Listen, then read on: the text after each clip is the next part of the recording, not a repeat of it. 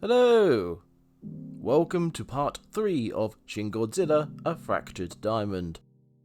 This video will focus on the Yashio'ori Plan, specifically its creation and its execution. There will also be a quick look at the end of the film with plenty of build-up for part 4, release date to be confirmed. If you've been to my channel before, you'll know there's been some issues with copyright in the other parts of Fractured Diamond. Because Toho is Toho, there's not much I can do except re-edit until they stop copyrighting, or my fingers fall off. Part 1 may reappear at some point, probably after the final part has been released, and for now, part 2 is still available. This video has been edited specifically with copyright in mind, so hopefully it should avoid issues. I say should, but who knows. At any rate, keep your fingers crossed and enjoy the rest of the video. While the film portrays the government as slow-moving, politically focused bureaucrats, too blinded by procedure to get anything done, the Yashio'ori Plan and those who came up with it represent the plucky underdog spirit of those willing to go against the grain to do what's right. It is the last, best hope for Tokyo. And it's bullshit.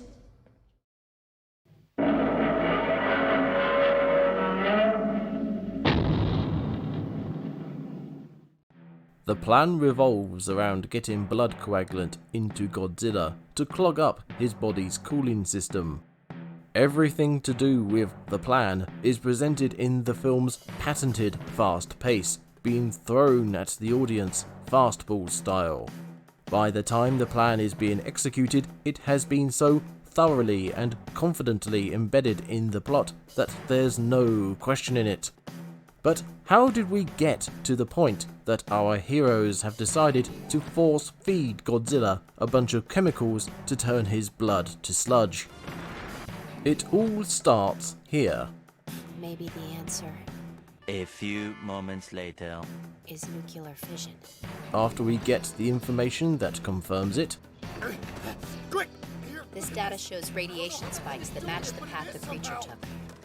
which is bolstered by Professor Maki's theories, According to him, this thing wasn't just an ancient species of marine life, but now one also surrounded by radioactive waste. Exposure didn't kill this creature, but mutated it into an entirely new life form. a question is brought up, One thing I don't understand, why did it return to Tokyo Bay? leading Hasama to say this.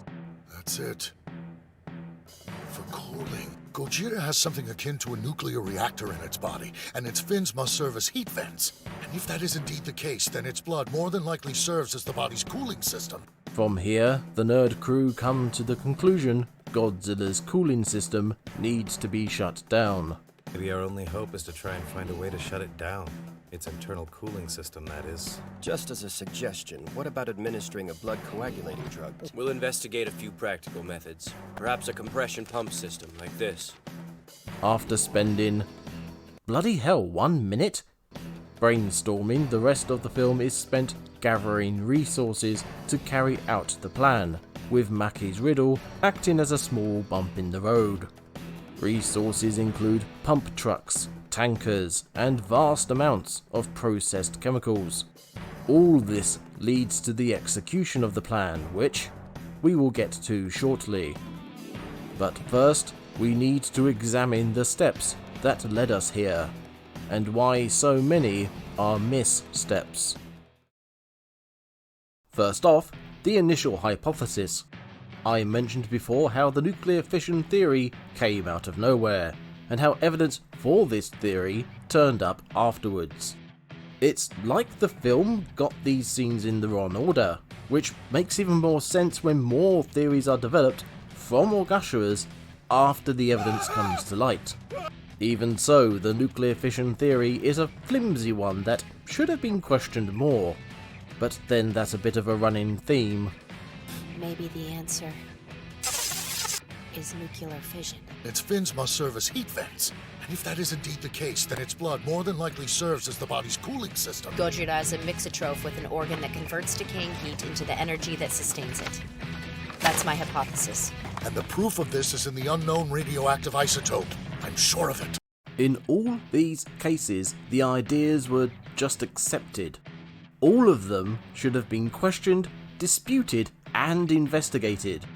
In some cases, evidence was readily available to either confirm or debunk these ideas, but never examined. This wouldn't be so bad, except there are so many other conclusions that could have been made. The nuclear radiation found where Godzilla was walking could have been material falling from his body where he had been swimming around in it. This is actually something that happens in Chernobyl. Dogs living in the area are highly radioactive. That is, until they're given a bath and all the radioactive material in their fur is removed. The same could easily be happening with Godzilla. Alternatively, Godzilla's body could be irradiated because of exposure to nuclear material, and trace amounts could be left behind to be detected. Neither scenario would require Godzilla to have a nuclear reactor in him. In fact, later on, Professor Maki's notes suggest Godzilla could generate plenty of energy for himself without the need for nuclear fission. Gojira is a mixotroph with an organ that converts decaying heat into the energy that sustains it. I complained that Maki's riddle was a bit of a waste of time for the film's events. Now it's also a stumbling block for the Yashio'ori plan. The nerds didn't know that Godzilla had a nuclear reactor in him. They didn't know his blood was a cooling system. The plan was based on ideas that were, in turn, based on information that could have pointed to several other viable and indeed more feasible conclusions that just weren't brought up. A long time ago, or about an hour ago, I talked about the experts the Prime Minister brought in and how useless they were. This was because they refused to make a claim or a decision based on the lack of evidence. The troublemakers are the exact opposite. They have a sliver of evidence and an idea, and from those come up with a wild plan. Imagine if one of these plonkers had said, "I believe this is an entirely new form of life that has a natural nuclear reactor in its body and uses its circulatory system for cooling. I suggest we pump it full of chemicals that will act as blood coagulants to shut the whole thing down." I'm pretty sure he'd be escorted out of the building in a straitjacket. The difference between one of these three presenting these conclusions and Hasama presenting these conclusions is some radiation being detected and said new life form running back to the sea. That is how flimsy this all is. But these conclusions are only one problem with the plan. When devising the plan, the pains in the arse go with the first idea that comes to mind. Just as a suggestion, what about administering a blood coagulating drug? What makes me laugh is Sodera here just happens to have a picture of the exact kind of delivery system they will need for this exact plan, despite them only coming up with it just now. Why does he even have this picture with him? And when I say just now, I mean they went from nothing to let's pump blood coagulant into Godzilla to clog up his veins and shut down his internal natural nuclear reactor in less than a minute. Worse, they state they're going to start gathering resources and present the plan to the Prime Minister right there and then. It's insane how quickly this all happens. As per the events of the film, the blood coagulant idea did end up working. Based on all the information and taking into account the various other possible conclusions, blood coagulant could still have worked, just not for the reasons they thought it would. If Godzilla still had a working circulatory system, the coagulant could have killed him just as easily as it would any other organism, by making his blood clot and causing a cardiac arrest. But that's only if Godzilla still works that way. With the Mixotroph theory combined with this little tidbit, Gojira has 8 times the amount of genetic info of humans. the blood coagulant might also not have done enough, or anything, to Godzilla. Genetic material is generally scrap DNA left over from evolutionary experimentation. Not to stray too far from the subject, but the first Gamera film points out how designed DNA is much more simple. These are Gauss chromosomes. Just one pair. Some wastage occurs in the evolutionary process. Cells mutate and form new genes. It takes dozens of chromosomes to store the genetic code. Just like the appendix in the human body, Godzilla's blood might have been a redundant bodily process left over from his original form, and, therefore, it would have been a waste of time doing anything with it. Which brings me to my next point. When the idea of freezing Godzilla is devised, this delivery system is suggested. We'll investigate a few practical methods. Perhaps a compression pump system like this. I'd still like to know why you have that. We, the audience, don't know how this is going to be implemented until we see it in the final conflict. Jumping ahead quickly, the plan is to shove the pumps into Godzilla's mouth, force feeding him the coagulant. Once again I have to wonder, what was the point of Maki's riddle? That whole scene where the nerds work out the confusing diagram comes about because Origami. It's not eaten. everything else suggested in this scene is just that, a suggestion. But they have legs to stand on because Godzilla being unable to eat is an observable fact. Based on the nerd's own hypotheses, Godzilla doesn't consume food for energy anymore. So why is force feeding him anything through his mouth going to work? Does he even still have a stomach after all his mutations? This realization should put stoppers on their plan, but it doesn't. So yeah, depending on a combination of a variety of results, the plan might have worked for completely different reasons, or done nothing whatsoever, which admittedly leaves a wide gulf of possibilities. But there is something else we need to talk about. For most of the film, the plan is referred to as the freezing plan, until Yaguchi gives it an official name. But they seem to have missed a massive, enormous, titanic issue with the plan. Before I go into it more, I need to talk about something else. This might seem like a tangent, but bear with me. Shin Godzilla, understandably, gets compared to other Godzilla films. I myself have already mentioned Godzilla 1954 many times, as well as Godzilla vs. Destroyer. Aesthetically, Shin Godzilla looks similar to both monsters in that film, with his red and black motif. Even Shin Godzilla's updated breath attack is similar to Destroyer's. More substantially, both Shin Godzilla and Destroyer mutate and transform throughout their films, and are both spawned from waste deposits in Tokyo Bay. But something that really stands out about the two films is their endings. In both films, Godzilla is frozen.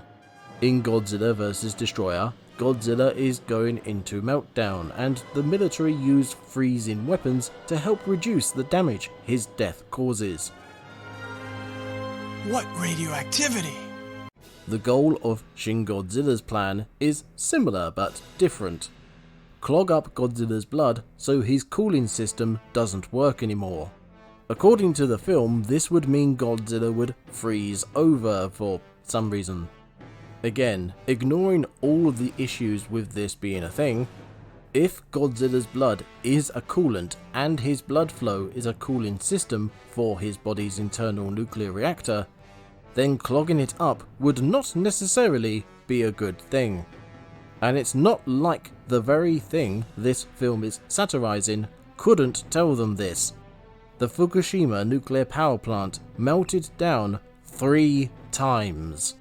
The tsunami cut off mains power to the nuclear power plant and then flooded the backup generators, preventing fresh water from being pumped into the nuclear reactors. Simply put, the tsunami shut down the cooling systems, causing the reactors to overheat and melt down.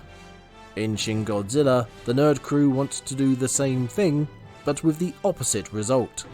Everyone assumes that clogging Godzilla's veins would cause his body to shut down. None of them think about the obvious result of his body overheating. The freezing plan could easily have turned into the meltdown plan, and the end of the film would have looked like the scene from Godzilla vs. Destroyer. A meltdown. First his heart, the reactor will melt down. Then his outer body will. There'll be nothing left. But when he does melt down, he'll destroy the Earth too. The entire plan could have been saved if the goal hadn't been to use coagulant, but some kind of freezing solution instead. But we can only judge the film on what is, rather than what ifs. And unfortunately, that is not what Shin Godzilla told us it was doing. This is only made worse by everyone's reactions. No one stops to ponder if there are any alternatives to what they are doing. No one asks if the theories and ideas proposed are, in fact, accurate. Everyone latches onto the first idea provided, and the plan that they develop based on the information they had might not even have worked, and if it did, could just as easily have killed them all without them even realizing. The fact that everything goes as planned is less of a show of knowledge, skill, and methodology on the part of the characters, and more the worst case of plot armor I have ever seen. And I've seen The Mandalorian. But all of this has just been about coming up with the plan, the preparation, and the potential results. We haven't looked at the execution of the plan yet. As a wise man once said, "Hold on to your butts."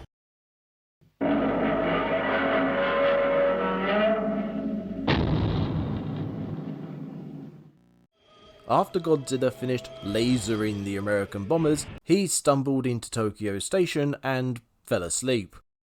As such, the execution of the Yashio'ori Plan will be carried out with this environment in mind, for better and for worse.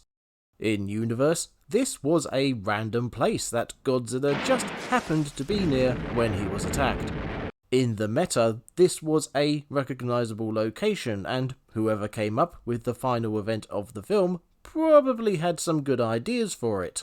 As we will see, I believe some things had to be adjusted along the way.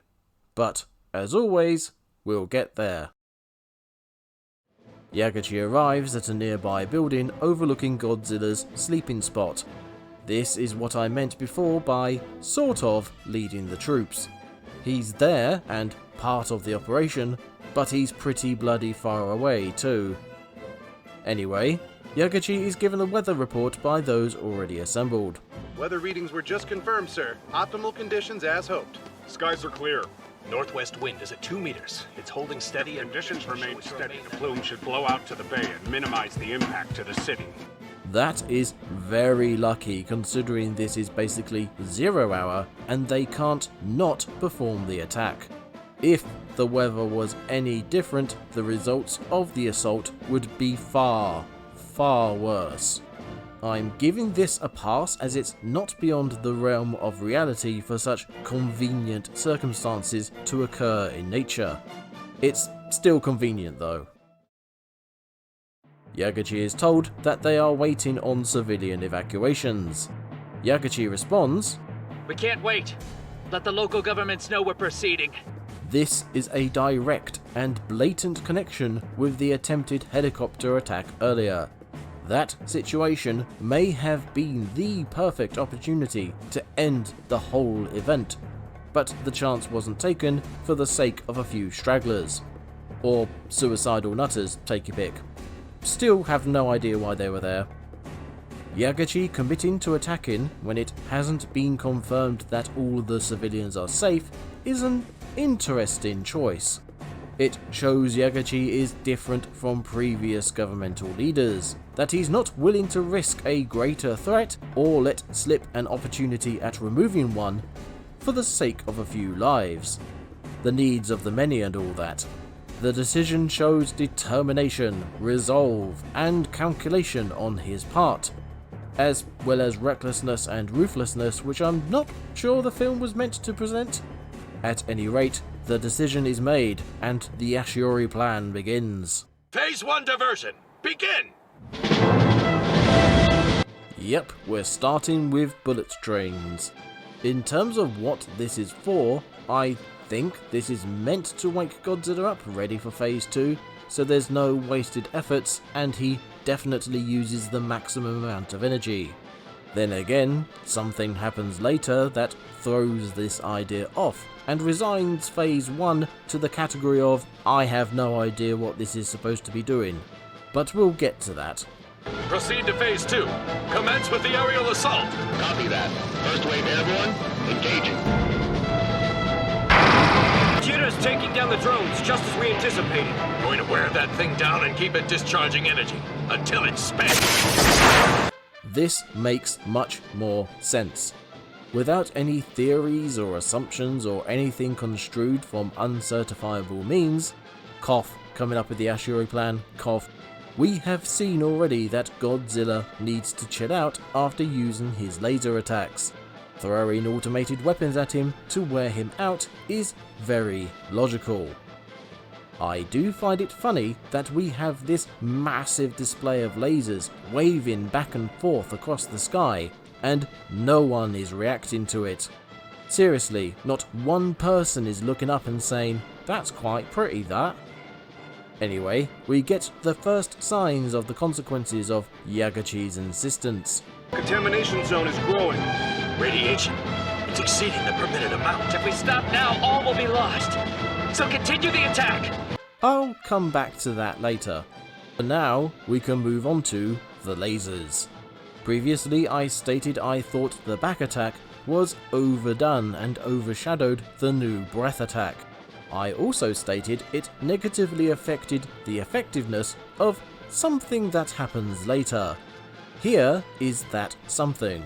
They've stopped discharging from the fins, but something strange is happening.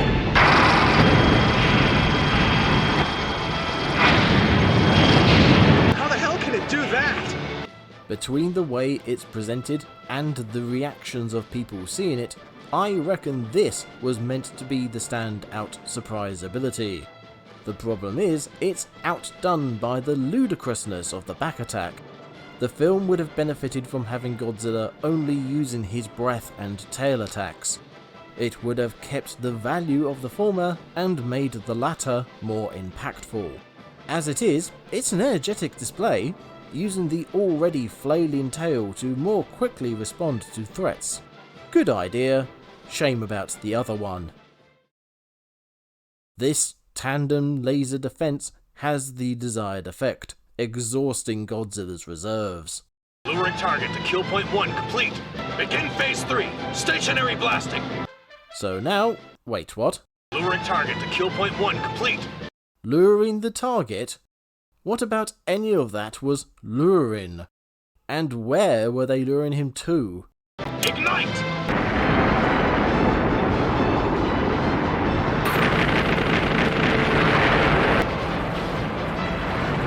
I'm sorry, but no. Godzilla starts out standing in the middle of the train station, which is what allows the trains to run into him. He then spins on the spot, firing his lasers at the drones, which is confirmed by this shot shortly before the buildings come down. But then, suddenly...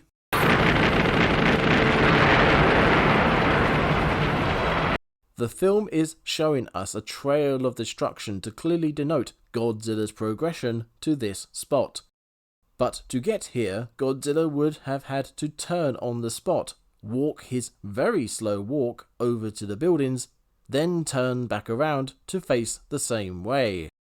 We actually see him doing this in a bit, just going the other way.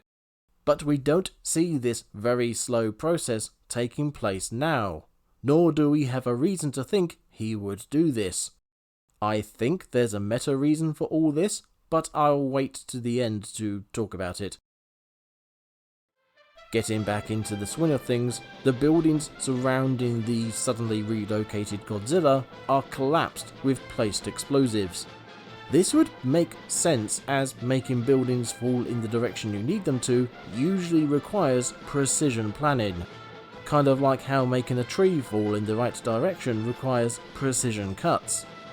This works given they were planning on Godzilla being in this spot. Luring target to kill point 1 complete. The problem is, we don't know why Godzilla is here, or how they knew he would end up here. They say they lured him here, but how? Then we get this. Start phase 4. Guided blast.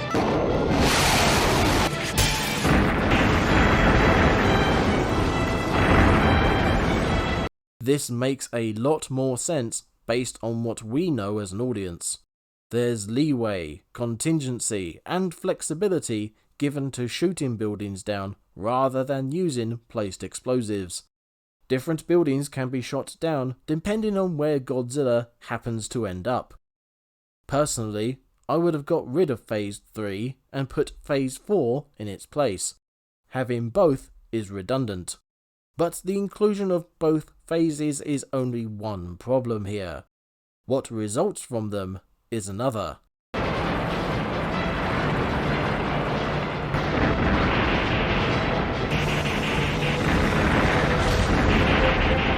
Once again, the editing is an issue. Phase 3 explosions topple these buildings onto Godzilla, covering his torso. When Phase 4 begins, his torso is now ahead of the rubble it was just under, with no indication of his having climbed out of it. This might be down to the pacing, which would have been affected if we had to wait for Godzilla to crawl out from under the rubble. This might have been affected by budget, as some poor bastard would have needed to animate Godzilla doing just that. Or it might just have been an oversight, pure and simple. Any which way, the result is the same. Godzilla, once again, teleports to another location to be in the right spot for something to happen.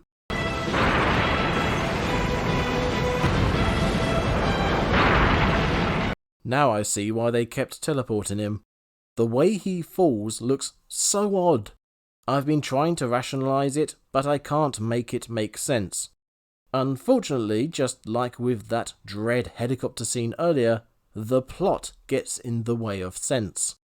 Godzilla can't fall flat on his face here like he did seconds before, nor can he fall on his side in the same direction as the falling building. Either of these would prevent Phase 5 from taking place, and the film can't have that. Target is down. Launch final phase. Deploy special crane platoon. Injection. Crane 12 and BP2 deployed. In isolation, this phase makes sense. Godzilla has been shown to have difficulty closing his mouth, if it's even possible given how messed up it is. Being rudely awakened, exhausted from defending himself, then pinned down by falling buildings, sounds like the perfect way to get him into position to be force-fed. If only the film had done it slightly differently. And I also wish they didn't show his mouth opening wider as if accepting the hoses about to be shoved into it. The lorries begin pumping the blood coagulant into Godzilla's mouth, but then... From a mechanical standpoint, I'd like to know where he got the energy from to use his laser again. The last time his laser petered out, that was it. Done. Now he's apparently got some spare energy left over for another blast. Taking a step back, I think they did this so they didn't have to show what they do next twice. So why do this twice? Well, we'll get there. After getting Yaguchi's reaction to the deaths of the men carrying out his plan, Godzilla rises out of the rubble he was pinned under. Look, the target's slowing down. No, looks fine to me. If anything, he's pretty spry, especially compared to his emergence from the sea earlier. Godzilla walks back across the train station for some reason, and the last of the train bombs are sent in, leading to this hilarious shot.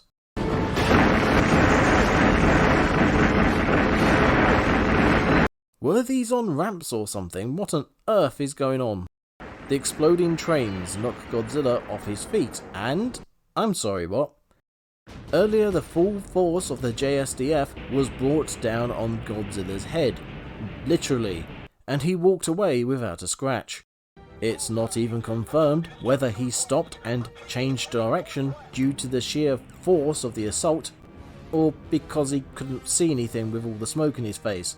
Now he's hit with explosions, granted multiples of them, but explosions that don't appear to be anywhere near as powerful as the ones from before, and yet he topples over. Having a building drop on him and knock him over, hell, several buildings, is one thing. A half dozen trains exploding next to him is something else altogether. Somehow, the result of this is Godzilla topples forward onto this low building. Second and third platoons, forward! Freeze the bastard! This right here looks much better. I get the feeling this was how the whole scene was supposed to play out. At any rate, Godzilla lays in situ long enough for the pumps to do their thing. 100% used! The target skin appears to be stiffening!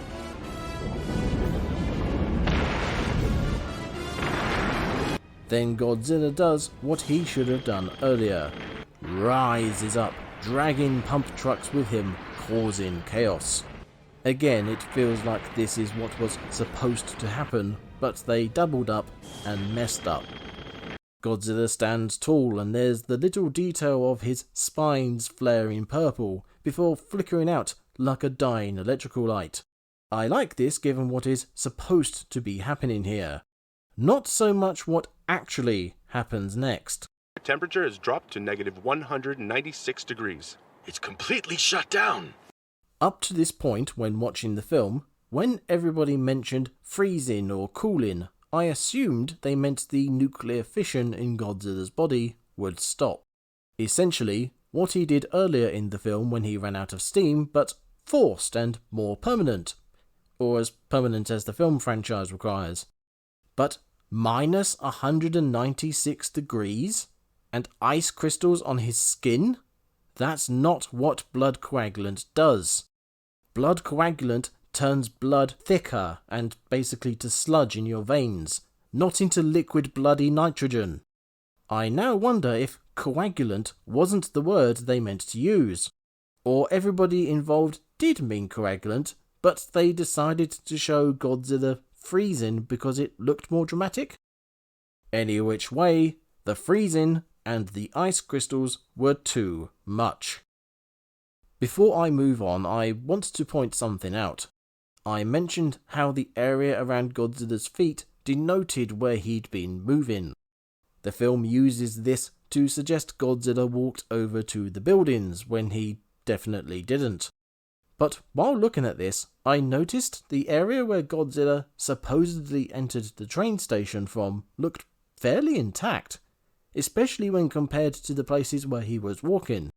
This confused me and made me wonder if this was indeed where he walked in from. But then, later in the assault, I noticed the area was smashed to bits, and it made me very annoyed. The area where Godzilla was walking should have looked like this before, but didn't. Why?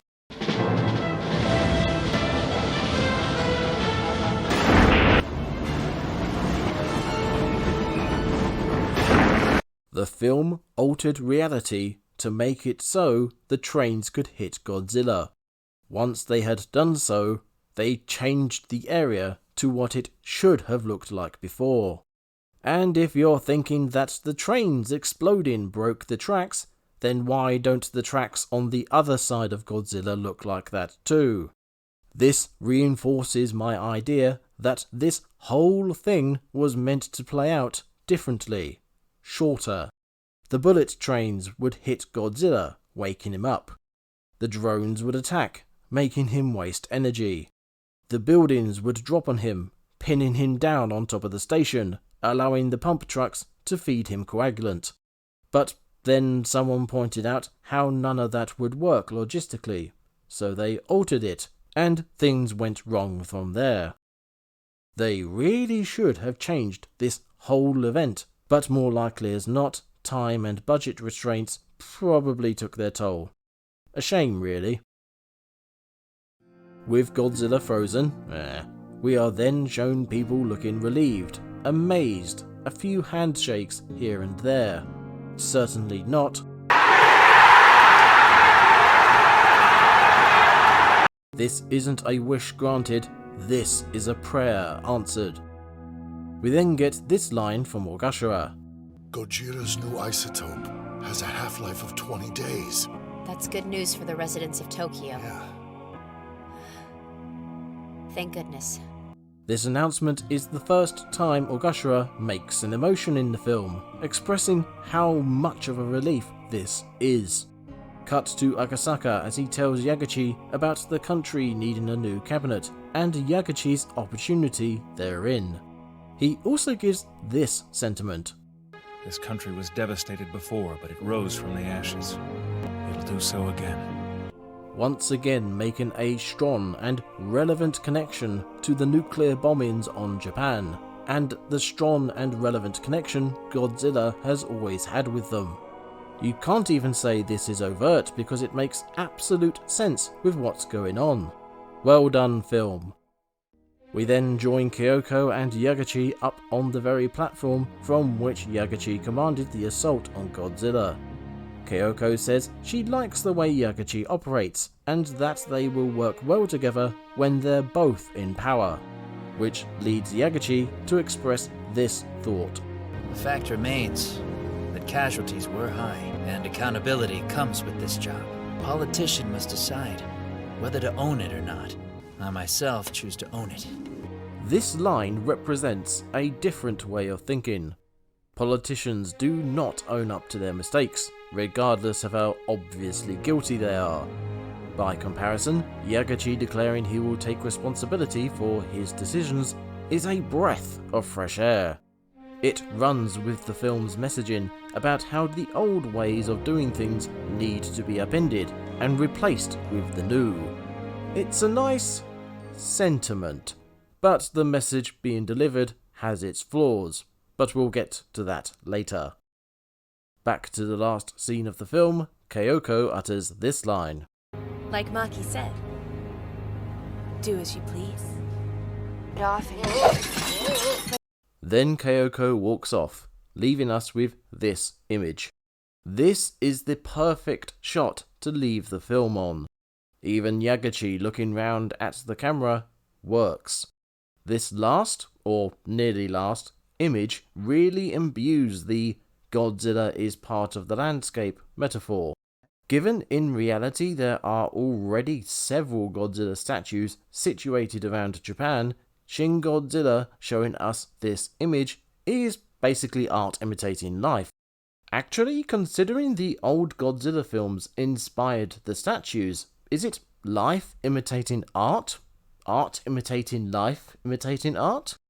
But then Godzilla 1954 was inspired by real events, so art imitating life imitating art imitating life? Let's get back to the film before I explode my own head. After Kyoko leaves, Yagachi turns back to face Godzilla. I guess now's not the time to quit, because things aren't settled. Not yet, at least. For us, the audience, we are shown Godzilla's tail, and the humanoid horrors splitting off from it. So what is Yagachi referring to? The monsters in the tail? Godzilla himself? Something more hypothetical? To answer that, we need to examine the characters of Shin Godzilla.